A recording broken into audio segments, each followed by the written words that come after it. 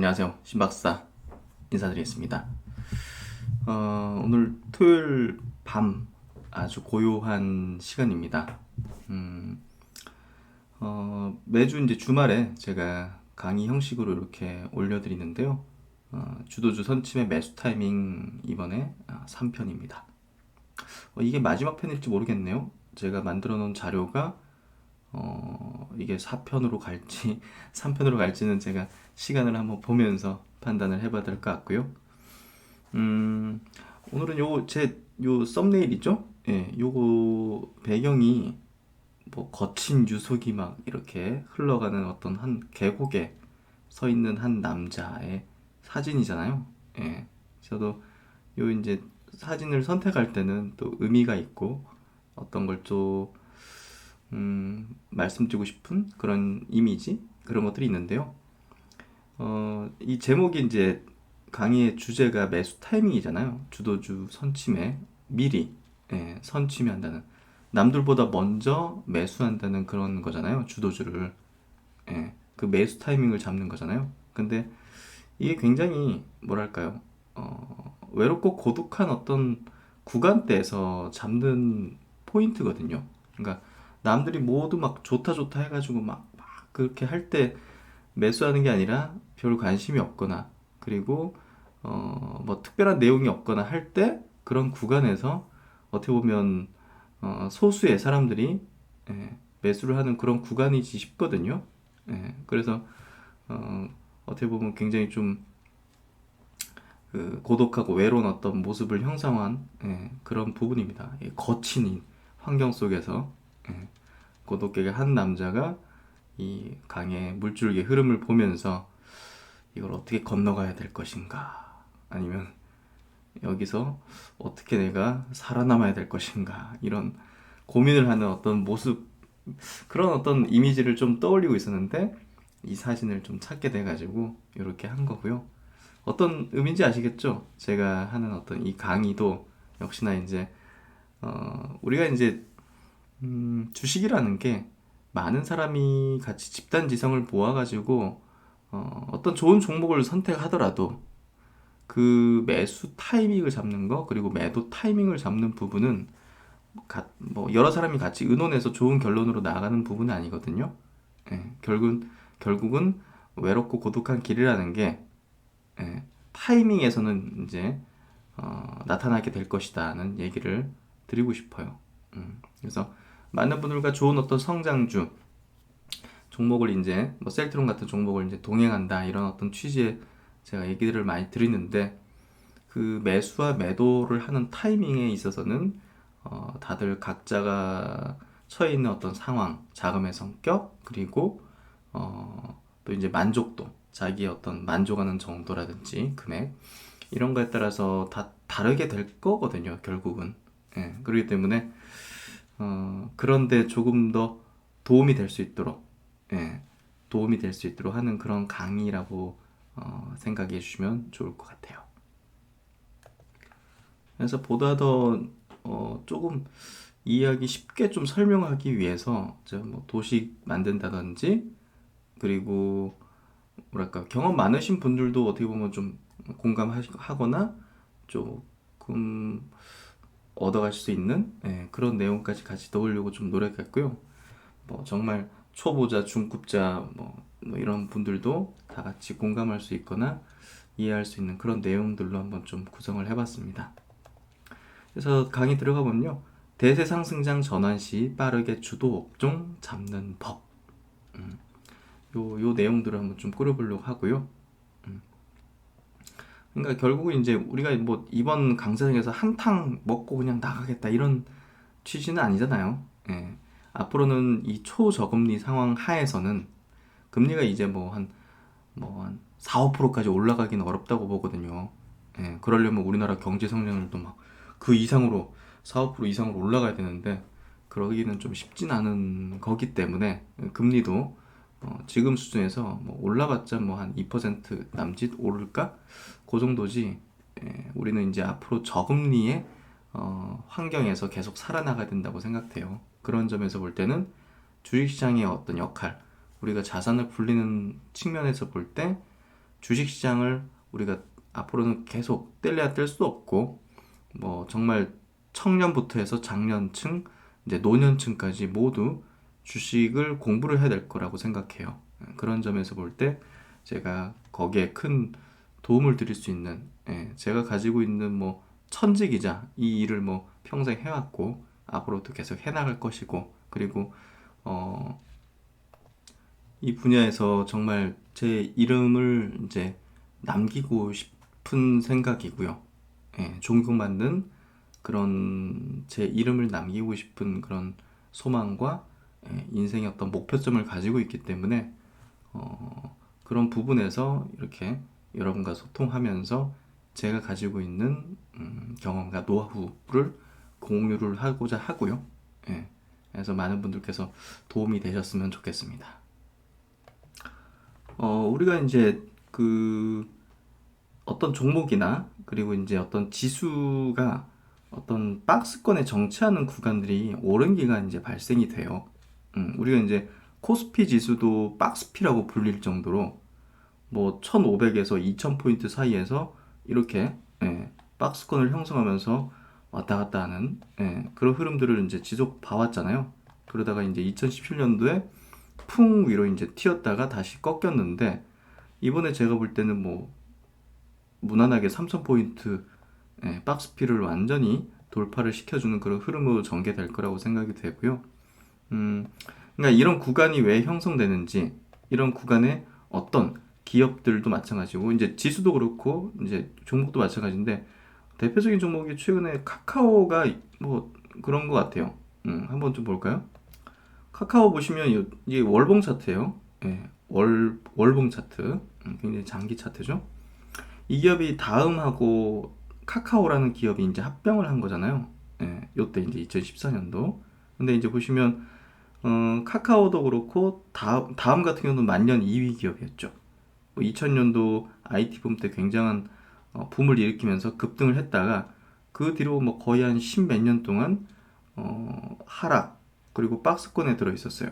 네이버에 밀리고, 또 이제 이때 붐 비해서 그 기대만큼의 어떤 성과를 내지 못했던 상황이었는데, 카카오랑 합병하면서 뭔가 좀 달라지는 그런 흐름이 전개됐지만, 역시나 카카오라는 기업도 수익 구조가 없었던 상황 속에서 계속 투자를 해왔고 투자를 받았고 하면서 매출액은 증가하고 있었지만, 그리고 벌리는 사업 부문은 굉장히 많았지만, 그리고 이 기업 4차 산업 관련 주죠. 그리고 성장 주죠. 뭐 그렇게 표현을 했지만 사실은 박스권에서 주가는 계속 맴돌았습니다. 왜냐면 이익이 안 났죠. 그리고 시장에서 주도 업종으로 부각되지 못했는데, 이번에 보시면 이 시세 박스권을 완전히 돌파하는 흐름이 나왔죠. 그러니까 이 박스권이 형성되는 기간 동안 이렇게 성장주라고 불렸던 기업들이 왜 이렇게 박스권에 들어가 있었는가, 그리고 이 박스권에 들어가 있을 때 우리는 이 기업을 장기적인 어떤 투자 관점에서는 어떻게 타이밍을 잡아볼 수 있을까를 한번 생각해 본다면요. 제가 정리를 한번 해봤는데, 시세 박스 정책입니다. 지수든 종목이든 마찬가지고요. 성장은 하지만 뭐 우리도 경제 성장을 계속 하잖아요. 우리나라 전체적으로도. 근데 미진한 이익률 혹은 적자 상황이다. LG화학이나 삼성 SDI 같은 전기차 배터리 관련 주들도 배터리 사업 부문에서 매출액은 계속 올라왔어요. 근데 적자였죠. 그러다 보니까 2차전지 관련 주들도 어떻게 보면 2017년도에 한번 들썩이긴 했지만 뭐 박스권 정책에 좀 들어 있었다 볼 수 있었는데, 이번에 보시면 배터리 사업 부문이 작년에 뭐 파나소닉, 이제 글로벌적인 어떤 배터리 회사 이제 파나소닉부터 해가지고 테슬라, 이번에 뭐 LG 화학까지 막 이렇게 흑자 전환하고 뭐 실적이 이제 돌아서니까, 턴어라운드 하니까 그냥 뭐 튀어버리죠. 그러니까 이런 성장하는 기업들이 이런 이유로 박스권 정체기를 만들고 있을 때 우리는 보다 더 낮은 가격에 이런 낮은 가격에 노려야 된다는 거죠. 향후에. 그래서 이런 얘기들을 우리가 이제 인생을 크게 놓고 봤을 때 이런 기회들이 향후에 계속 있을 건데, 이런 큰 그림하에 어떤 개념을 잡고 있으면 어떤 기준과 철학이 생기기 때문에 그런 걸 바탕으로 향후에 어떤 카카오 같은 기업이 또 이제 이런 시세 정체기에 들어가 있다. 그러면 과감하게 용기를 내서 이런 기준과 철학 의거해서 전략하에서 낮은 가격에 매수를 해보는 타이밍을 잡을 수 있겠죠. 그래서 기다리다 보면 주도 업종으로 올라서면서 폭발적인 상승기로 돌아가는 거죠. 그래서 이런 박스 정체기에는 시장에서도 확신보다는 불확실성에 포커스를 많이 둔단 말이야. 뭐 카카오 같은 경우도 마찬가지로 야, 저 기업 언제 돈을 벌까? 사업보험을 저렇게 많이 벌려? 카카오 택시도 그렇고 이거 돈을 어떻게 벌 거지? 이용자는 뭐 몇백만 명이라고 그러는데 돈은 어떻게 벌지? 뭐 예를 들면 뭐 옛날에 셀트리온 같은 경우도 돈을 저렇게 투입해가지고 이렇게 임상을 진행하고 약을 만들고 있는데 저거 만들면 미국에서 팔릴까? 유럽에서 팔릴까? 저 이름 없는 회사가 어떻게 저기 해외에서 팔 수 있을까? 판매망도 없는데. 예. 그러니까 확신보다는 불확실성에 포커스를 두면서 이런 어떤 시세 정체기가 발생되는 거죠. 매출액이 올라가고 있지만 그리고 성장 산업이지만 예. 그리고 이제 혹은 주도 업종으로 부각되지 못해서 저평가 상황이 지속되는 거죠. 매출액과 이제 이익은 뭐 증가하는데 얼마 전에 제가 스마트 리포트에서 짚었던 뭐 가비아라든지 KINX 같은 경우도 매출액과 이익은 계속 올라오고 있었어요. 뭐 10년째.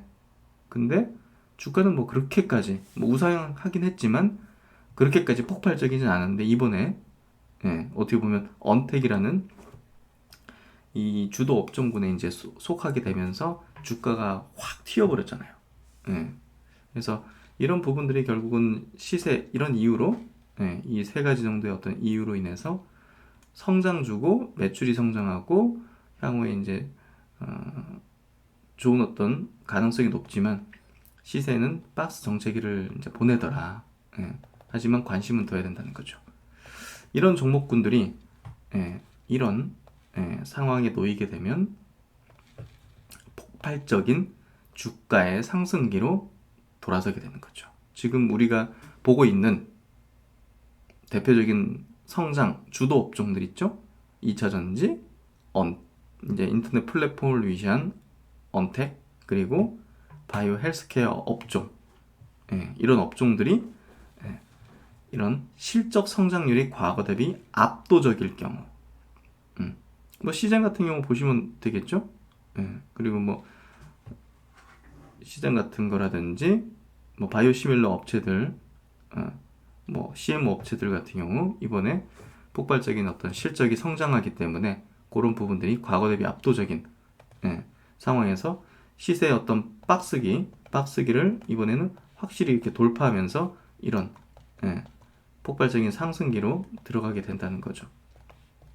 그래서 카카오나 네이버 같은 경우도 투자기에서 회수기, 2차전지 업체들도 그동안 배터리 사업 부문에 대한 계속적인 투자를 해서 매출은 증대시켰지만 이익은 안 나는데 본격적으로 이익이 발생하는 회수기로 돌입하기 때문에 폭발적인 주가의 이런 상승기로 돌입하고 있다는 거죠.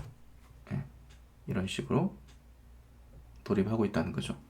그리고 이제 뭐 바이오 헬스케어 업종 같은 경우는 뭐 실적은 안 나오지만 임상 단계가 1상에서 2상 가고 2상에서 3상 가고 3상 단계쯤 2상 후기에서 3상 단계쯤 되면 그리고 이제 시판에 가까워져 오는 어떤 임상 단계가 되면 가치 확장 최고조가 되기 때문에 거기에 따른 이런 폭발적인 상승기가 발생하거든요.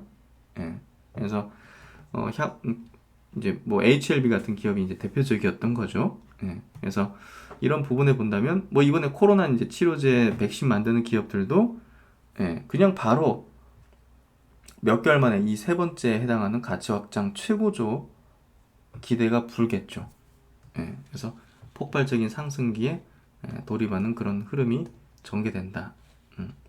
요 개념 잡아놓으면 그래도 큰 그림에서 어떤 성장주들을 한번 어떤 구간에 있는구나 하는 것들을 우리가 좀 이해를 할 수 있죠. 그래서 시세 박스 정체기 그리고 폭발적인 상승기 도래하는 것들. 한번 요 개념 잡아보시면 종목을 보는 어떤 큰 그림이 좀 그려지지 않을까 싶은데요. 그럼 종목은 어떤 거? 메가 트렌드 업종에 집중을 해라. 메가 트렌드. 많이 들어보셨을 거예요, 메가 트렌드. 트렌드가 어떤 경향이잖아요. 어떤 반짝하는 유행이 아니라, 메가, 거대한, 거대한 어떤 이 큰 파도, 물결, 뭐 전기차 트렌드지 전기차 테마 아니잖아요. 그런 거랑 이제 비슷하다 보시면 될 것 같아요. 고령화 트렌드지 고령화 테마는 아니죠. 긴 기간에 걸친 어떤 경향, 파도, 그렇게 보시면 될 것 같아요. 그래서 이런 것들을 만들어내는 업종에 집중을 해야 되고요. 이런 것들에서 텐텐버거가 발생되는 거거든요. 그래서 주식에 큰 부를 만들어낼 수 있고요. 저는 여러분들이 여기에 보다 더 집중하는 투자를 하시는 게 원하는 목표를 달성하는데 보다 더 빠르게 도달할 거라고 생각합니다. 그래서 이제 종목을 선택하는 문제잖아요. 종목을 선택하는 게 일단 뭐 주식 투자 성공의 절반 이상은 되는 거니까. 그래서 이제 기술의 진보에 따른 이제 종목들. 기술이 진보하는 게 이제 경제가 성장한다는 거거든요, 결국은. 기술의 진보, 기술의 패권을 쥐게 되는 국가가 전 세계를 주도하는 패권 국가가 되는 거고. 그래서 지금 현재는 뭐 코로나 상황에서는 코로나 치료제 백신을 개발하는 국가가 패권을 쥐기 때문에 보십시오. 러시아가 저렇게 치고 나가잖아요. 그래서 기술의 진보에 따른 어떤 그 기업들 있죠. 4차 산업혁명에 따른 기업들. 뭐 대표적인 게 반도체라든지 이 4차 산업혁명을 이끌어내기 위해선 이 5G라는 또 플랫폼이 필요하기 때문에 결국 이제 기술의 진보에 연계된 이제 업종이라고 볼 수 있거든요. 그래서 이런 기업들이 결국은 지금 뭐 주가 상승을 내타내고 있고 그런 기업들이 이제 기술의 진보를 위시한 쪽에 포함된다 보시면 될 것 같아요. 반도체 쪽은 이제 뭐 시스템 반도체, 비메모리 반도체 쪽 이쪽이 조금 더 이 4차 산업의 혁명에 가까운 어떤 부분이기 때문에 뭐 메모리도 당연히 이제 필요하고 더 확장될 수밖에 없기 때문에 그쪽도 성장이라고 저는 생각합니다. 하지만 뭐 지금 이번 강세장에서는 어떤 주도 업종은 아니라는 부분은 뭐 계속 말씀드렸었고요. 그래서 기술의 진보에 따른 성장하는 기업들, 업종들이 이 메가 트렌드 업종이고요. 또 이제 매출이 이제 지속 성장하는 쪽, 그게 이제 어떤 트렌드일까 이제 본다면 바이오시밀러가 이제 그렇잖아요. 고령화 그리고 각국 정부의 인하 정책, 여기에 따라 가지고 바이오시밀러가 계속 성장할 수밖에 없는 그런 환경이고 거기에 따라서 이제 매출이 계속 성장하죠. 그러니까 이런 것들을 이제 저는 이제 분석하고 큰 그림에서 보면서 이제 셀트리온 그룹주가 올해 이제 가장 큰 매출의 성장을 낼 걸로 예상하고 있었거든요. 작년부터. 왜냐면 뭐 그 신제품들이 미국 시장 출시되고 이런 부분들이 있기 때문에 그런 부분에서 예상할 수 있었던 거예요. 그래서 올해가 이제 주가 퍼포먼스를 크게 낼 수 있는 그런 구간이고 모멘텀까지 막 밀집돼 있죠. 코로나 이제 항체 치료제 뭐 합병이라든지 이런 것들. 그리고 이제 플랫폼이 확장되는 기업. 네이버 카카오가 이제 대표적인 기업이죠. 이런 기업들은 승자 독식 게임이 되는 거예요. 1등만 살아남고 1등이 된 기업에 주목하면 돼요. 포털 쪽, 온라인 쪽에 네이버죠. 그리고 모바일 쪽에 카카오죠. 승자 독식 게임입니다. 독점이에요. 1위 업체가 계속 확장하는 구조예요. 이런 기업들은 매출의 지속적인 성장을 보이기 때문에 국내에서 이제 주로 활동했다면 이제 이런 기업들이 향후에는 해외로 진출해서 확장해 나가는지가 또 퀀텀 점프의 핵심 포인트가 되겠죠. 그래서 일단은 뭐 제가 볼 때는 뭐 네이버가 거기에서 조금 더 확장성이 높기 때문에 네이버 쪽에 대한 투자가 조금 더 뭐 장기적으로는 좀 유리할 거다는 생각을 하고 있죠. 그렇다고 뭐 카카오가 별로다 이런 얘기를 드리는 건 아닙니다. 글로벌 진출하는 기업들, 바이오 신약 기업들이 결국 이제 해외, 미국이나 유럽 임상을 진행하게 되면서 그리고 해외에서 기술 수출에 성공하기 시작하면서 이 한미약품이 이제 그 신호탄을 만들어줬죠. 그러면서 이제 우리나라도 와, 이제 글로벌 시장에서 판매할 수 있는 그런 신약도 개발할 수 있는 기업이구나 하면서 이 기업, 이 바이오 신약 기업들에 대한 어떤 프리미엄을 부여하기 시작했어요. 예. 그래서 이제 이게 결국은 이제 굉장한 메가 트렌드죠. K바이오가 와, 세계 속에서 이렇게 성과를 내구나. 글로벌 진출을 하구나. 해외 시장에서 이렇게 시밀러를 팔구나. 예, 이런 거죠. 그래서 이런 바이오 헬스케어 업종 진단 키트가 옛날에는 뭐 국내 시장에서 그냥 뭐 그럭저럭한 중소기업이었다면 와, 코로나 사태 터져가지고 이제 이런 기업이 막 해외에 막 미친 듯이 팔아. 그러면서 이제 메이드 인 코리아 장비까지 같이 덩달아 팔잖아요, 막 시젠이. 그러면서 K바이오에 대한 프리미엄이 높아지고 향후에도 다른 부문의 것들도 해외 바이어들이 관심을 가질 가능성이 높은 거죠. 우리나라 의료기기라든지 의료 장비 같은 것들. 그래서 보통은 이제 의료 장비, 의료 기기들이 보통 해외에서는 뭐 지멘스라든지 GE라든지 뭐 이런 기업들이 거의 독식했단 말이에요. 그동안은. 그러다가 이제 메이드 인 코리아에 대한 관심도가 굉장히 지금 높아지기 때문에 올해가 그러니까 K바이오에 정말 수십 년에 한 번, 100년에 한 번 나올까 말까 하는 그런 어떤 퀀텀 점프의 시기라는 거예요. 예. 그래서 엄청난 뭐랄까요, 대격변의 시기다 하는 생각을 하고요. 그래서 바이오시밀러도 마찬가지로 우리나라가 주도를 하고 있죠. 예, 정말 자랑스럽습니다. 오늘 뭐 광복절이기도 했지만. 그리고 이제 플랫폼. 저는 이제 네이버의 웹툰 서비스의 해외 진출과 그 성장을 좀 굉장히 주목하고 있고요. 네이버가 이제 뭐 아시아 시장에서는 뭐죠? 갑자기 라인이죠. 예. 라인으로 거의 뭐 메신저를 쥐고 있잖아요. 그러니까 전 세계 시장에서 그 SNS라든지 이제 플랫폼, 이 인터넷 플랫폼으로 미국 기업 아니고는 득세한 곳이 없잖아요. 예. 그 유일한 기업이 그 득세하는 유일한 포지션을 또 점한 기업이 네이버거든요. 그러니까 자랑스럽습니다, 사실은. 예. 그래서 그런 부분에서 네이버가 지금 해외로 확장해 나가는 부분들, 야후코리아까지 뭐 같이 합병하면서 지금 굉장한 어떤 퍼포먼스를 향후 낼 수 있는 잠재력이 있다는 거죠. 예. 이런 것들이 결국 메가 트렌드 업종에 속한다고 보면 될 것 같고요. 그럼 뭐 우리가 생각해 볼 주제는 네이버를 이제 투자를 하면서도 네이버와 또 연계돼 가지고 같이 진출하는 그런 기업들.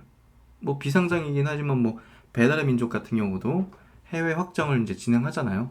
그런 것들도 한번 볼 필요가 있죠. 그런 것들. 그리고 이제 패러다임의 변화를 보이는 그런 업종과 종목들. 그게 대표적인 게 전기차죠.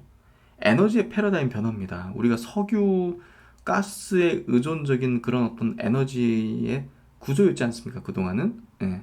그런 어떤 부분에서 이 전기로 이제 뭐 이동하는 전기차부터의 어떤 에너지 패러다임 변화, 그리고 수소 산업, 이게 이제 단순히 수소차뿐이 아니라 에너지 산업에서의 어떤 수소를 활용하는 부분이 지금 굉장히 커지고 있고 전환되고 있기 때문에 이 부분에 관련된 기업들, 그래서 이제 뭐 작년에도 제가 그 증권 방송국에서도 규산 퓨어셀을 굉장히 강조를 하면서 그랬단 말이죠. 예, 강의를 하고 그때 당시에 이해를 많은 분들이 못했지만 지금은 확실히 그런 인식들이, 그리고 이런 에너지의 전환에 확실한 어떤 변화의 붐이 일어나고 있죠. 그리고 이제 바이오 업종 안에서 이 항암제 부분에서 보시면 항암제 분야에서 면역 항암제라는 이 분야로 패러다임이 변화되고 있거든요. 그러니까 이건 하나의 예시라고 보시면 될 것 같아요. 결국 이제 어떤 사업 부문 안에서도 어떤 섹터 안에서도 어떤 패러다임이 변하거든요. 기술의 어떤 변화, 진보를 통해서. 그렇기 때문에 그런 것들을 유심히 학습을 해야 된다는 거죠. 저는 이제 이번 한 주 동안 그런 분야를 굉장히 또 공부를 했었어요. 그래서 뭐 제 천직인 것 같아요. 네. 그런 것들을 공부하고 합숙하고 새로운 거를 받아들이고 새로운 걸 공부하는 게 저는 굉장히 재밌고 즐거운 것 같아요. 그래서 이 일이, 그리고 여러분과 이런 걸 공유하고 같이 이렇게 유튜브라는 채널을 통해서 이제 얘기를 나누는 게 저는 또 하나의 또 즐거움이자 뭐랄까 보람이라고 해야 될까요? 성취? 예. 그런 것 같아요. 예. 그러면 이제 이번 강의의 이제 핵심 주제가 이제 매수 타이밍이잖아요. 주도주를 남들보다 먼저 선취매할 수 있는 그런 매수 타이밍을 어떻게 잡아야 될 것인가.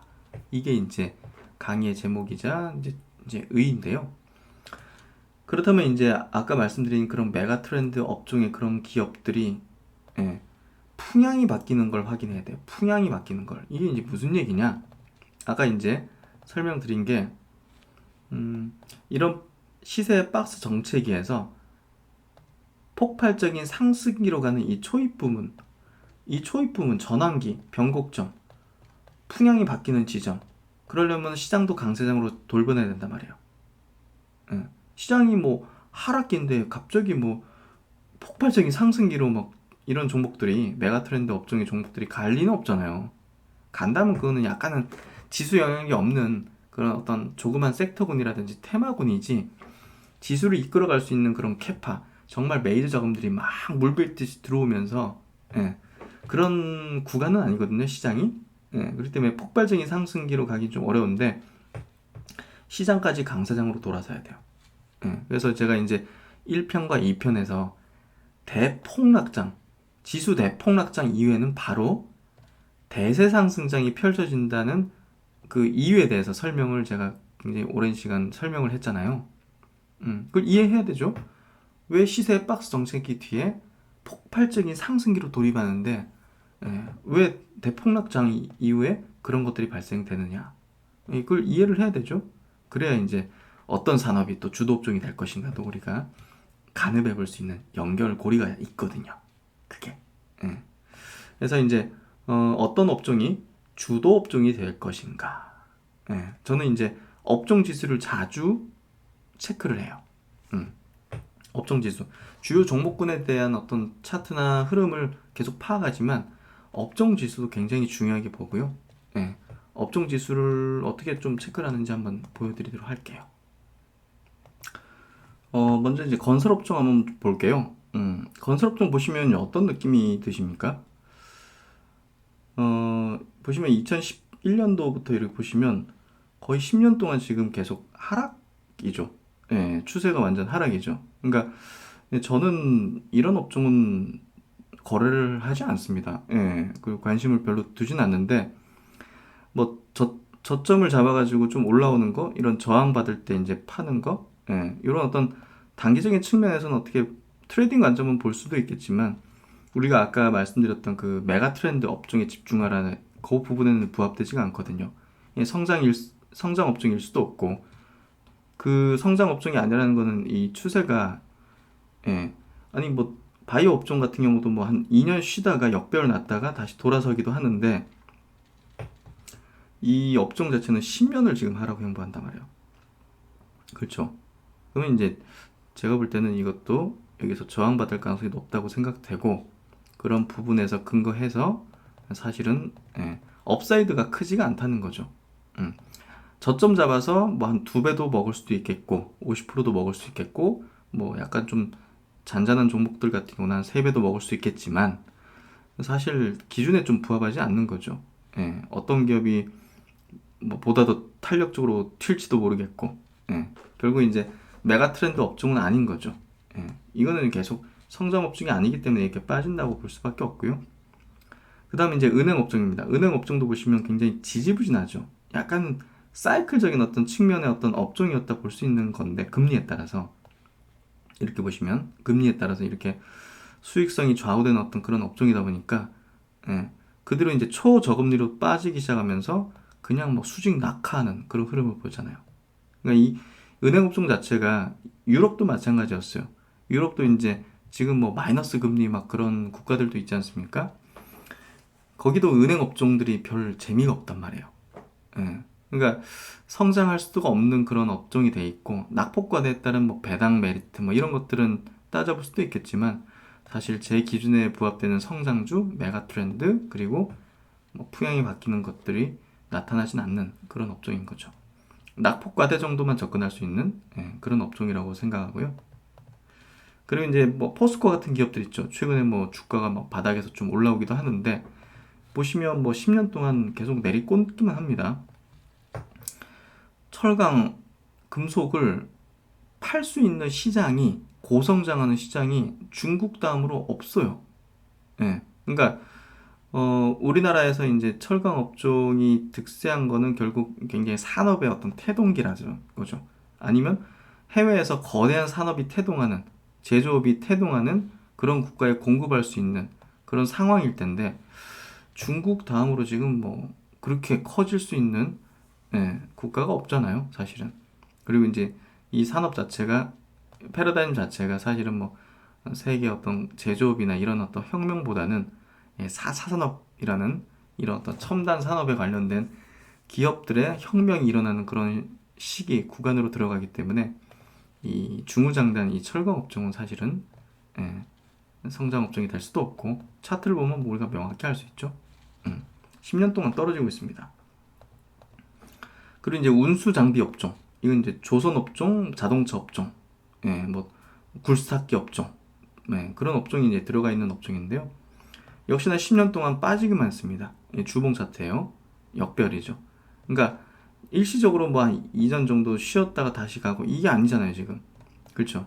그러니까 이런 것들은 제가 볼 때는 단기적으로는 뭐 올라갈 수도 있겠지만, 우리가 노릴 텐베거, 텐텐버거, 뭐 공격 투자를 해야 된다, 강력한 시세 분출이 나올 수 있다, 이런 거하고는 좀 거리가 멀죠. 그리고 이제 의약품 업종입니다. 다르죠. 지난 10년간 정별이죠. 정별. 그렇죠. 좀 쉬었다가 다시 또 쉬는 구간이 길지가 않죠.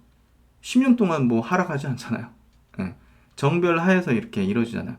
정별 하에서 중장기 이동평균선, 여기 진하게 칠해져 있는 주황색, 빨간색이 이제 240주, 480주인데요. 이런 데서까지 좀 내려왔다가 다시 또 가잖아요. 그렇죠. 이런 게 여기서 쉴 때, 이런 중장기 이동평균선이 내려올 때, 이럴 때 잡아 들어가는 거예요. 그러면 또 도래한단 말이에요. 다시 시장이 강세기로 돌아서면 이런 업종, 성장 업종이 주도 업종으로 올라서는 거란 말이에요. 뭐 건설 업종이, 뭐 철강 업종이, 이런 업종이 주도 업종으로 올라서면서 정별 전환되거나 이렇게 되지는 않잖아요. 아셨죠? 그리고 뭐 네이버, 카카오 같은 기업이 이제 들어가 있는 커뮤니케이션 서비스 업종입니다. 역시나 마찬가지로 이번에 코로나 때문에 푹 밀리긴 했죠. 이건 제가 일봉을 가져왔는데, 이 지수가 만들어진 지 얼마 안 돼서 보시면 완전히 정별이잖아요. 정별로 돌아서는 어떤 업종은 이유가 있는 성장 업종인 거거든요. 이런 것들이 이제 중장기 이평선에서 왔다 갔다 하거나 이럴 때 타이밍을 잡는 거죠. 그리고 이제 헬스케어 업종, 뭐 의료기기부터 해가지고 뭐 진단키트 이런 것도 다 포함된 그런 업종이라고 보시면 될 것 같고요. 코스피 200의 이제 헬스케어 업종입니다. 역시나 이제 이 기업, 이 업종 자체도 최근에 이제 2015년 그리고 2017년도에 이제 한번 튀긴 했지만, 이번에 이제 전고점 부근까지 왔잖아요. 그러니까 이건 정별로 돌아서는 어떤 초입으로 이제 돌아섰단 말이에요. 그래서 이런 어떤 성장 업종은 기본 어떤 차트부터 다르죠. 그리고 이제 삼성전자, 하이닉스, LG전자, 뭐 삼성, SDI 같은 종목이 들어가 있는 전기전자 업종인데요. 전기전자 업종이 이번에 코로나 이전 고점을 돌파를 못했죠. 그래서 이번 강세장에서는 주도 업종은 아니다는 얘기를 드리지만, 보십시오. 10년 동안 계속 우상향 패턴, 정별 패턴을 그리죠. 사이클을 탔죠. 상승 사이클을. 쉬었다가 다시 사이클 타고. 그렇죠. 그러니까 여기도 장기적인 성장 업종이란 말이에요. 결국 우리나라 반도체 강국이고, 반도체는 결국은 4차 산업혁명 하에서 향후에 뭐 자율주행차라든지 이런 걸로 나가는 데 있어서 필요한 어떤 필수 소비 재료이기 때문에 이 업종 자체도 결국은 장기적인 성장하는 업종이라는 거죠. 우리가 차트를 통해서 알 수 있잖아요. 그래서 여기 안에서 기술 진보가 발생하는 분야가 발생하면서 이 안 섹터 안에서 순환적인 어떤 흐름을 보이는 거죠. 이번에는 비메모리 시스템 반도체가 득세하는 그런 구간이라는 거죠. 그래서 이제 풍향이 이렇게 바뀌는 것을 확인을 해야 되는데요. 성장 업종의 대표주들이 바닥권 대량 거래를 동반해서 추세 반전 후 중장기 이평선, 이동평균선을 돌파할 경우 이런 풍향이 바뀐다고 볼 수가 있고요. 또 이제 저는 주봉을 이제 주로 봅니다. 풍향이 바뀌었는지를 확인할 때는 주봉 이동평균선 정별 흐름 속에서 주봉이 5주선, 뭐 10주선, 20주선, 60주선 이런 것들이 정별로 흐름되는 속에서 중장기 이동평균선까지 갑자기 내려왔어. 이번에 코로나 때 확 내려왔죠. 이러다가 반전될 때, 이럴 때가 풍향이 바뀐다고 볼 수가 있거든요. 그래서 이런 것들을 확인할 때는 481 이동평균선 지지받을 때 혹은 여기서 240주 480주 선을 이동평균선을 또 지지할 때 일봉이나 주봉 중장기 어떤 이평선을 지지할 때 저는 이제 주요 평형이 바뀌는 어떤 지점으로 확인하고요. 중장기 이동평균선 부근에서 대량 거래가 터진 지점 중심으로 박스권 패턴을 볼 때 중장기 이동평균선이 이렇게 되고 있는데 여기 부근에서 막 대량 거래가 막 팡 터졌어요. 그러면 이제 이런 지점을 중심으로 해서 박스 라인에서 요 저점대에서 기다리는 거죠. 그래서 뭐 셀트리온 그룹 같은 경우가 이제 그런 대표적인 이런 전략 하에서 이제 매수 타이밍을 이제 기다리고 있었고 잡았던 거고요. 가장 빠른 52주 신고가 경신의 시총 대형주 발생하는 경우 네이버, 카카오, 뭐 LG화학, 삼성 SDI, 삼성 바이오로직스, 셀트리온 뭐 이런 기업들이 이제 이런 흐름을 보였기 때문에 저는 그쪽이 주도 업종이었다. 주도 업종이다 하는 걸 제가 코로나 터지고 나서 계속 강조를 드려왔던 거였거든요. 근데 제가 이제 증권방송국에서도 그 얘기를 할 때는 다들 뭐 갸우뚱했던 것 같아요. 4월달 초 막 그럴 때였으니까 3월 막 그럴 때. 그래서 그런 것들이 제가 뭐 맞췄다 이런 얘기를 드리는 게 아니라 이런 기준 하에서 저는 분석을 하고 제시를 했었고 사실 이런 거를 제시를 드릴 때는 시장에서 크게 부각이 안 됐거나 그게 주도주다 이렇게 부각이 안 됐거나 별 관심이 없었어요 사실은. 근데 지금은 이제 누구나 전기차, 언택트, 바이오가 주도 업종이다 외치고 있거든요. 그래서 저는 이런 어떤 기준 하에서 전략을 세웠고 많은 분들에게 설명을 드려왔고 그런 내용을 지금 강의 자료를 이렇게 만들어서 여러분에게 또 소개를 해드리는 겁니다. 그래서 이번 코로나 사태 때도 3월 이제 말경 19일, 뭐 24일 이런 폭락했을 때 막 정말 공포가 만연할 때 사야 된다고 생각했어요. 그 지점을 운 좋게도 그 지점이 딱 저점이었는데 정말 그런 것 같아요. 대중의 반대로 가야 된다는 얘기를 드릴 때 그리고 어떤 판단을 낼 때 별로 그 부분에 대해서 많은 사람들은 별 관심이 없거나 공감을 못하거나 동조하지 않는 그런 분위기일 때가 그때가 딱 변곡이거나 답이었던 것 같아요. 그래서 그런 것들도 한번 생각해 보시면 좋을 것 같고요. 풍향이 바뀌지 않는 경우가 있죠. 루트로닉 이 바이오 헬스케어 업종이기도 하지만 루트로닉의 이 차트를 보면 이게 주봉 차트거든요. 보면 풍향이 안 바뀌었어요. 그러니까 이런 것들은 안 잡아요. 이게 레이저 치료기거든요. 레이저 치료기 이제 기업인데 풍향이 안 바뀌었죠. 이게 확 돌아서야 되거든요.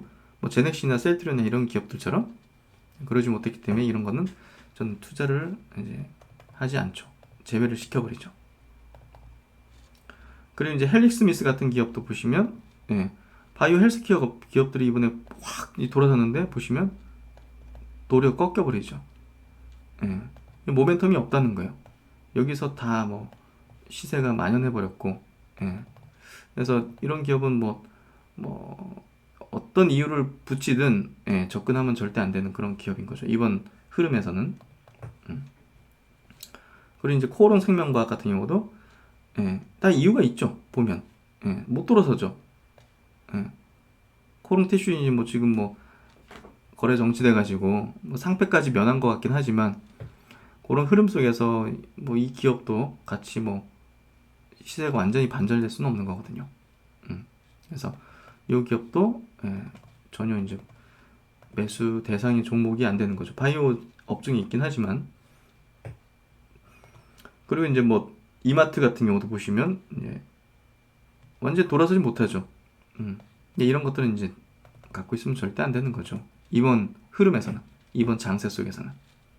그래서 무조건 이번에 뭐 코로나 때문에 주식이 떨어졌다 해가지고 뭐 아무거나 담으면 절대 안 되는 거죠.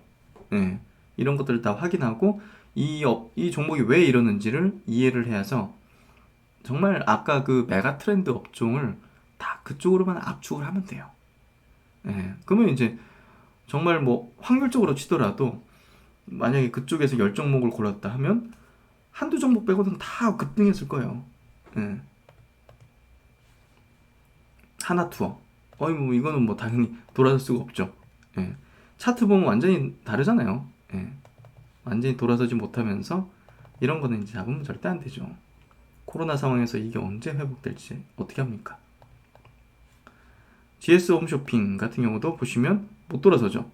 이건 이미 이 산업의 패러다임 자체가 바뀌었다는 거죠. 이 홈쇼핑의 어떤 이 패러다임이 지금 완전히 달라졌다는 거죠. 지금 시장에서는. 유튜브 등장해가지고 뭐 하고 지금 다 뭐 각자 이제 네이버 스토어팜 해가지고 막 각자가 막 상인이 되고 뭐 하여튼 풍향이 바뀐 거죠. 산업의 풍향이 바뀌었기 때문에 이건 코로나에 뭐 반전시킬 수도 없는 거죠. 그래서 우리가 기술적인 흐름을 보는 이유는 이런 흐름과 패턴, 트렌드를 좀 보기 위해서요. 왜 이럴까? 이유가 있으니까 이런 거죠. 현대건설도 마찬가지로 종목을 보더라도 풍향이 못 바뀌는 거죠. 한국전력 이런 것도 뭐 완전히 그냥 예, 이건 뭐 못 바뀌는 거죠. 이걸 완전히 역배열해서 올라오면 저항 발생하고 이게 성장될 수도 없는 거고 지금 막 코로나 상황 이후로 치고 올라가는 게 있는데 이거를 하면 안 되겠죠. 그래서 풍향이 바뀌지 않는 그런 케이스들을 한번 좀 스터디를 해보는 거예요. 메디톡스도 접근하면 안 되겠죠. 단타로는 뭐 접근해 볼 수는 있겠죠. 하지만 큰 수익을 노리기 위해서는 저는 리스크하다고 생각해요. 왜 확실한 게 있는데 이 어떤 소송 결과라든지 어떤 시각적 결과라든지 이런 것들에 의존해 가지고 이 기업에 베팅하느냐, 그건 사실은 약간 도박성인 거죠. 그래서 문제가 발생했고 더 좋은 것이 많기 때문에 이번에 막 코로나 상황에 의해서 같이 막 올라가고 이러지 못하는 거죠. 이 기업은 이 기업의 개별 고유 상황에 의해서 변동하는 거기 때문에 이번에 풍향이 바뀌지 않는 경우고 접근하면 안 된다고 저는 생각을 합니다. 제 기준 하에서는 각자가 다 다른 기준이겠지만 저는 굳이 리스크 테이크하면서 들어가지 않아요. 그러면 이번 강의의 이제 핵심이죠. 주도주 선침의 이제 매수 타이밍 잡는 법을 본격적으로 한번 들어가 보도록 하겠습니다. 주도주 매수 타이밍 접기는요, 중장기 이동평균선 부근입니다. 그리고 이 중장기 이동평균선 부근에서 이평선 밀집 지역이에요. 이따가 차트로 한번 좀 보여드리도록 할게요. 그리고 이제 대량 거래 대금이 터진 지점의 박스권 하단 부근이에요. 거래 대금이 이제 막 여기서 막 터졌어요. 여기 부분에서 여기 부분에서 터졌다면 이게 박스권을 좀 그리고 있다면 박스권의 어떤 하단 부분 이런 하단 부분에서 잡겠다. 그런 어떤 내용이고요. 또 이제 역사적 신고가 부근. 역사적 신고가라는 게 그동안 역사적 신고가 여기였다면 뭐 박스권을 이렇게 그리고 있다가 요 부분에서 돌파를 할 때 카카오 네이버가 대표적이었고 뭐 삼성, SDI, LG화학 이런 게 대표적이었죠. 뭐 삼성 바이오로직스도 대표적이고 그리고 셀트리온이 이제 역사 신고를 앞두고 있기 때문에 돌파 가능성이 높아지는 지점이죠. 그러니까 이런 부근에서 주로 주도주의 매수 타이밍 적기라고 저는 생각하고 타이밍 잡아서 들어가고요. 주요 종목들을 한번 스터디를 해볼게요. 뭐 2015년도 한미약품, 아르퍼시픽, 뭐 리더스 코스메틱 이런 종목도 있었고요. 2016년도 영진약품 이런 기업들이 굉장한 또 퍼포먼스를 10배거 이상을 이뤘죠. 이런 기업들이 왜 제 매수 타이밍의 어떤 근거에 부합하는지, 그리고 2017년도 셀트리온, HLB, 뭐 파미셀 같은 기업들의 매수 타이밍, 적기 부분을 한번 체크를 해볼게요. 먼저 이제 제넥신 한번 볼게요. 뭐 아까 언급드리지 않은 그 종목군에서도 이제 최근에 뭐 거래하거나 이제 분석드린 종목들이 섞여 있는데요. 제넥신 같은 경우도 왜 이 기업을 이제 매수하는 게 적기였느냐? 이때 이제 많이 말씀을 드렸었는데요. 4, 5월 달 6, 7만 원 할 때 제가 이제 많이 이제 말씀을 드렸던 건데, 이때 보시면 거래가 대량으로 터졌어요. 코로나 상황이 터지고 나서 백신을 개발하는 기업이잖아요. 국내에서도 가장 빠른 축에 속하고 가능성이 높은 그런 기업이 이제 속해 있었는데, 코로나 상황은 계속 이제 급박해지고 있고 전 세계 확진자는 뭐 어마어마하게 늘어나고 있고, 근데 이제 대량 거래가 터졌단 말이에요. 역대급 거래량이야. 그리고 코로나 사태 이후로 이렇게 수제가 전환됐어요. 풍향이 바뀌었어요. 변곡점이죠. 변곡점 이후에 중장기평선 241선, 241선과 481선 부근에서 이평선 밀집되고 거래량이 터져요. 세력들이 매집할 때 쓰는 장대 음봉까지 자주 출현해요. 저점 구간에서 장대 음봉 이런 형태는 물량 매집을 위해서 누르는 겁니다. 그래서 이 지점이 아주 매수 적기였어요. 그래서 아주 강조를 했고, 그래서 많은 분들이 사신 것 같고요. 이때가 적기였다는 그 제 어떤 논리, 로직, 기준에 대한 얘기를 드렸어요. 그래서 거래 터진 지점에 박스권 구간, 이평선 밀집 구간에서 하단 부근에서 계속 사들이는 거죠. 이런 구간. 이해되시죠? 어렵지 않습니다. 초보자분들도 다 이해되실 거예요. 그래서 이 부분을 그 뒤로 이제 어떻게 흘러왔는지를 전개를 보면요. 이 부분이잖아요. 아까 설명드린 부분이. 이 뒤로 이렇게 정별로 완전히 전환되면서 올라섰죠. 시세는 진행 중에 있는 상황이에요, 지금. 전혀 이제 고점의 패턴이나 이런 그런 신호가 시그널이 없단 말이에요. 여기도 이제 올랐으니까, 이격 벌어졌으니까 좁히는 어떤 구간이죠. 이해되시죠? 왜 이 구간에서 매수를 해야 되는 구간인지, 제 기준에 대한 얘기. 그래서 주봉으로 보더라도, 이거 월봉인가? 주봉이네. 주봉 차트를 보더라도 2018년도 이제 고점대를 이번에 돌파를 했어요. 돌파하고 이제 매물 소화하는 구간이거든요. 여기서 뚜렷하게 코로나 사태 때 풍향이 전환됐죠. 2년여의 역별 상황을 종결시키는 전환이 됐기 때문에, 그리고 제넥신의 역대급의 시세 분출할 수 있는 명분이 제공됐기 때문에, 백신이죠. 전고점 부근을 돌파하고 나서 자연스러운 매물 소화 과정을 거치고 있습니다. 그리고 이제 제가 스마트 리포트에서 짚었던 종목들도 왜 그 타이밍에서 분석재를 올려드렸는지를 한번 설명드려 볼게요. 엔지캠 생명과학도 보시면 코로나 사태 터지고 나서 박스권 돌파하는 흐름이 전개됐어요. 중장기 이평선 부근에서. 그렇죠? 중장기 이평선이 주황색과 빨간색으로 저는 항상 칠해 놓습니다. 이 부분에서 이제 돌파를 하고 나서 거래가 팡 터졌어요. 추세가 완전히 상방으로 돌려치는 강력한, 그리고 나서 다시 박스권을 형성하는 흐름이 전개됐죠. 그럼 여기서 매수 적기는 이런 구간입니다. 아니면 재차 돌파를 하는 지점. 그렇죠? 그들은 이제 주가가 어떻게 되는지 한번 보시면 알겠죠? 지금 높은 위치에 주가가 형성되어 있습니다. 왜 기준상 여기서 제가 자료를 올려드렸는지. 그리고 이제 에코프로 BM도 마찬가지로 중장 기평선이 이제 상장시킨 지 얼마 안 됐기 때문에 여기 이제 진하게 설정되어 있는데요. 이 부근에서 지지 흐름이 발생됐죠. 그리고 그 지점이 2010 이제 올해 2월 달에 시세가 터지면서 상승 추세로 돌아선 어떤 지점이었단 말이에요. 이 구간에서 코로나 때문에 어거지로 이제 내리꽂혀지고 여기서 지지가 발생하면서 한 차례 올려서고 돌려세우는 횡보구간 만들고 스타트 라인 딱 거는 거죠. 이번에 뭐 모건 스탠리에서 뭐 투자 의견 하향 나왔다고 이런 종목 메가 트렌드가 꺾이겠습니까? 절대 그러지 않습니다. 하여튼 이런 지점들, 이런 어떤 중장기 이평선 부근에서 거래 터지고 그 하단 부근에서의 매수 타이밍 잡는 포인트. 그리고 이제 늦었다면 여기 돌파하는 지점에서 재차 들어가는 포인트. 이게 이제 주도주 선취매 매수 타이밍입니다. 여기 지점이 아주 좋은 거죠. 거래 터진 박스권 라인 때 하단.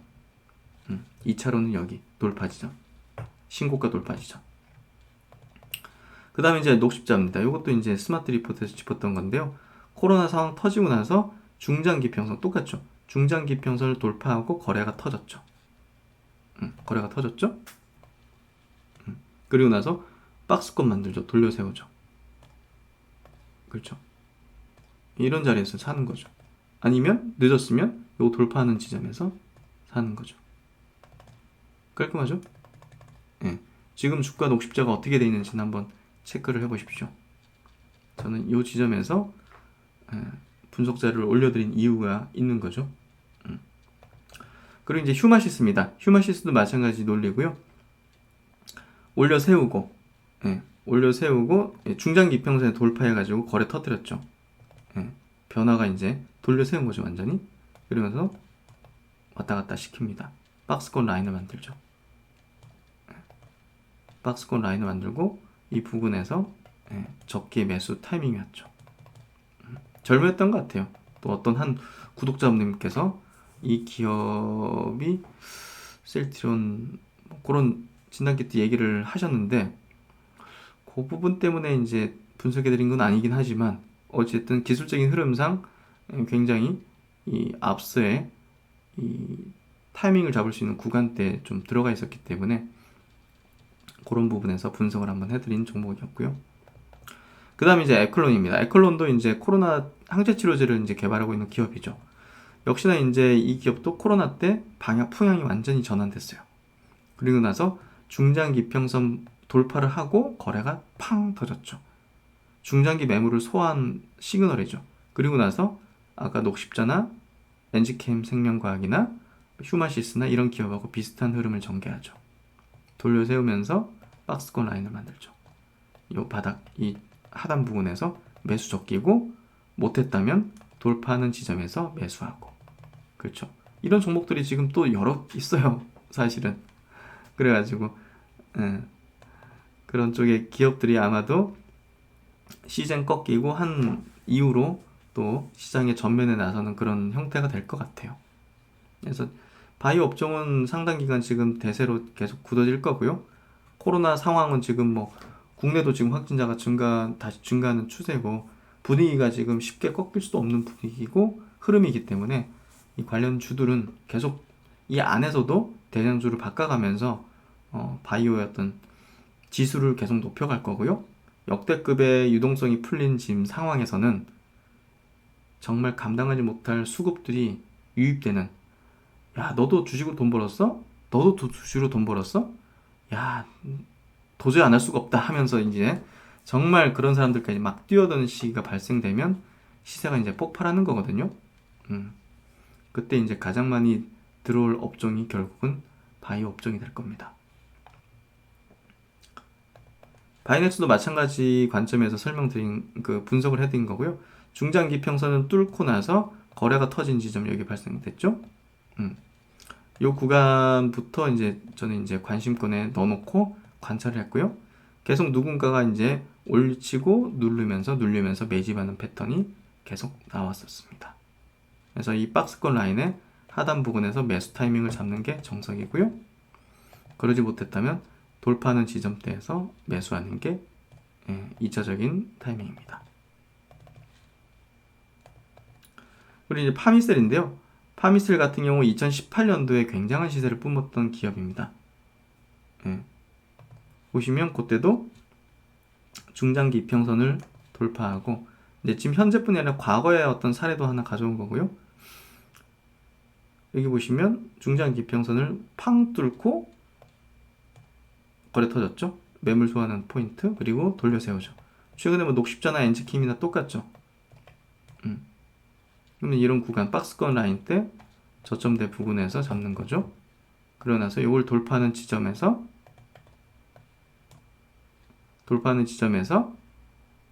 잡던지. 그래서 파미셀 굉장했죠. 그때 차트 한번 볼게요. 이렇게 전개하다가 박스 전개하다가 팡 튀어서 상가 탕탕탕탕 어마어마하죠. 여기 위치에서만 해도 6,000원 정도 하잖아요. 6424 4배 튀었죠. 근데 뭐 이때보다 지금 유동성이 더 거대하기 때문에 이런 패턴을 보이는 종목군에서 뭐 파미셀보다 훨씬 더 급등하는 종목이 많이 발생할 거예요. 그리고 이제 과거에 이제 큰 메가트렌드를 형성했던 화장품 업종의 대장주 아모레 퍼시픽입니다. 아모레 퍼시픽도 보시면 이 박스권 라인 때 이 국내에만 머물던 매출 구조가 중국으로 확 확장되면서 고점대를 돌파하는 지점이 팍 나왔죠.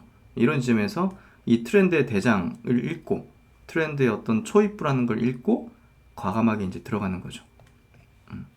과감하게 들어가는 이 타이밍이 중요한 포인트입니다. 그래서 여기서 들어갔다면 어떻습니까? 이 지점이잖아요. 이 큰 기업이 10만원에서 45만원까지 갔습니다. 10만원에서 45만원. 그러니까 지금 시장의 주도 업종 대형주가 야 이거 얼마나 가겠어 이 얘기를 하는데 사실은 저렇게 갈 수 있어? 할 정도로 가는 걸 보시게 될 거라고 생각해요 저는. 그래서 과거에 이런 어떤 주도주들 이때보다 유동성이 훨씬 많이 풀렸다는 걸 우리가 항상 생각을 해야 돼요. 그 유동성의 풀린 크기 자체가 시세의 강도를 말해주게 될 거예요 향후에. 시젠이 몇 개월 만에 10백을 이루고 알테오진이 몇 개월 만에 10백을 이루고 SK케미칼이 몇 개월 만에 10백을 이뤘어요. 진단키트 업체들 작은 기업들은 또 몇 개월 만에 10백을 이뤘어요. 이건 어마어마한 유동성이라는 거거든요. 그러니까 정말 감당하지 못할 시장을 우리가 겪고 있고요.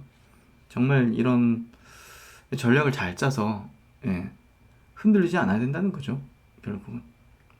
아모레 퍼시픽도 여기 올라올 때까지 뭐 굴곡이 없었겠습니까? 보시면 이런 굴곡도 있었잖아요. 그렇죠? 여기서도 윗골이 딱 있고, 그렇죠? 이 고지의 어떤 패턴은 나온단 말이에요. 고점의 패턴은 나와요. 대형주에서 안 나올 수가 없단 말이에요. 물량을 다 대중들에게 소화시키려면 이렇게 막 흔들어서 끼고 액분도 하고 해야 된단 말이에요. 이 액분한 거잖아요. 지금 아모레 퍼시픽도 5,000원짜리 액면가를 500원으로 액면 분할했잖아요. 10배 주식수가 늘어났잖아요. 그러면서 막 이렇게 올려치고 내려치고 올려치고 내려치고 하면서 물량을 털어낸 거죠. 결국은 대중한테. 그래서 분명히 이제 고점 패턴이 나올 거예요. 그때 제가 또 말씀을 드릴 거고 큰 그림에 대한 어떤 이 메커니즘을 좀 이해하셨으면 좋겠다는 생각을 하는 겁니다. 영진약품도 마찬가지입니다. 이 실제 거래했던 종목이기도 한데요. 보시면 박스권을 돌파하는 지점이 2016년 딱 나오죠. 그 뒤로 이제 주가가 어떻게 됐습니까? 템버거죠. 다 뭐 한 두세 달 만이었나? 그럴 거예요. 이런 기업들이 지금 속출하고 있고 또 나올 겁니다. 그리고 이제 셀트론입니다. 셀트론도 2017년도 큰 어떤 상승기로 돌입하기 전에는 보시면 이런 박스권 길을 거쳤어요. 그렇죠? 근데 우상향 패턴은 계속 형성시키고 있었죠. 그만큼 성장주고 언젠가는 이 기업도 어떤 강사장이 출연했을 때 주도 종목이 될 것이라는 예상을 해볼 수가 있어요. 계속 성장하고 있으니까. 이런 기업이 그 때를 만나면 또 폭발적인 모멘텀이 발생되고 폭발적인 실적의 증가기에 들어가요. 그때가 예, 이 기업이 주인공이 되는 때죠. 폭발적인 이렇게 주가가 또 폭등하는 기간이 되는 거고요. 아마 실제로는 이제 이번에 아마 그렇게 될 거라고 생각을 합니다. 그리고 이제 네이버, 네이버도 마찬가지로 보시면 오랜 기간 이 박스기에 중장기적으로 어떻게 보면 정배를 그리고 있었고 중장기 이동평균선에 지지는 받았기 때문에 추세가 역별로 꺾이거나 뭐 건설업종, 뭐 운수장비 업종 뭐 이런 것들처럼 10년 동안 막 주구장 빠진 그런 건 아니잖아요. 그러니까 결국은 이제 이 기업도 시장의 어떤 때를 만나면 주도 종목이 되는 건데 그게 이제 이번이 된 거죠. 완벽하게 박스권 상단을 돌파를 확 하면서 됐죠. 그래서 이번에 명부까지 이제 붙여버리면서 언택트 붙여버리고 글로벌적으로도 이제 동료 피어 그룹의 기업들이 역사적 신고가를 엄청나게 내니까 같이 이제 수급까지 붙으면서 가는 거죠. 카카오도 마찬가지로 아까 뭐 자주 설명드린 종목이기도 하지만 박스권 라인 때 상단을 완전히 돌파를 하면서 된 거죠. 그래서 이 종목이 왜 이런 라인에서 사야 되는지 아까 말씀드렸죠. 성장을 하고 있었고 시세의 어떤 정책이 박스기에서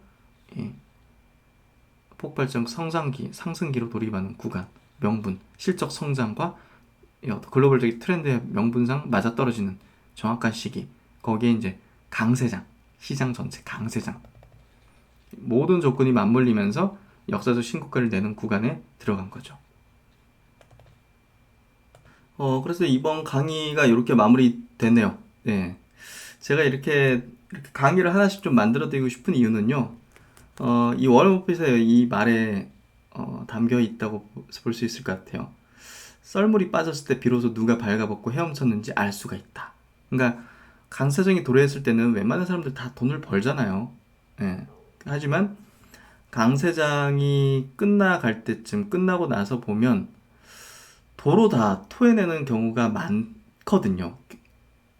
왜냐면 이제 학습이 되지 않거나 그냥 운이 좋아서 강세장을 만나가지고 번 사람들은. 하지만 제대로 이 시장을 이해하고 기업을 이해하고 통찰력을 갖고 있다면 사실은 이번 강세장을 넘어서도 하락기에 도달해서도 지킬 수 있는 거거든요. 저는 그 지키기 위한 어떤 통찰력과 지혜를 기르기 위한 그런 강의 내용들을 좀 만들어 드리고 싶고 평생을 투자를 해야 된다는 관점, 그 주식은 장기적인 관점에서의 마라톤 게임이라는 관점에서 한탕 벌고 단기적으로 그냥 팍 벌고 하는 그런 관점에서 벗어나는 그런 거를 제시해 드리고 싶다는 생각을 해요. 그래서 우리가 주식시장에서 항상 이렇게 뭐 공부를 하고 학습하더라도 시세를 만나면 막 어떻게 보면 머리가 하얘지잖아요. 그리고 막 눈이 뻘개지고 시세를 보면 막 돈이 막 왔다 갔다 하고 하는 걸 보면 하지만 그래도 이렇게 학습을 하고 계속적으로 공부하고 기업에 대한 가치를 제대로 이해하고 시장의 어떤 메커니즘을 원리를 제대로 이해할 수 있는 사람은요 이 변동성에 이겨나갈 수 있는 이 강력한 심리, 힘을 지니게 될 겁니다. 그리고 이 험난한 주식시장의 파고에서 살아남고 큰 부를 가질 수 있다고 생각해요. 저와 여러분들이 같이 이런 길을 가는 겁니다. 같이 동행하는 거예요. 그러기 위해서 저도 많은 동료들을 얻고 싶고 갖고 싶습니다. 함께 가면 멀리 갈 수 있으니까요. 네, 이번 강의 이 정도 마치고요. 많은 도움이 되셨으면 좋겠네요. 다음 강의에서 제가 또 유익한 내용들 한번 좀 제가 짜가지고 또 설명드리는 기회를 마련해 보도록 하겠습니다. 항상 응원드리고요. 여러분 모두 주시장에서 지혜로운 힘을 길렀으면 좋겠습니다. 이상 신박사였습니다. 구독, 좋아요 꼭 부탁드리고요. 저는 다음 시간에 또 유익한 내용으로 찾아뵙겠습니다. 감사합니다.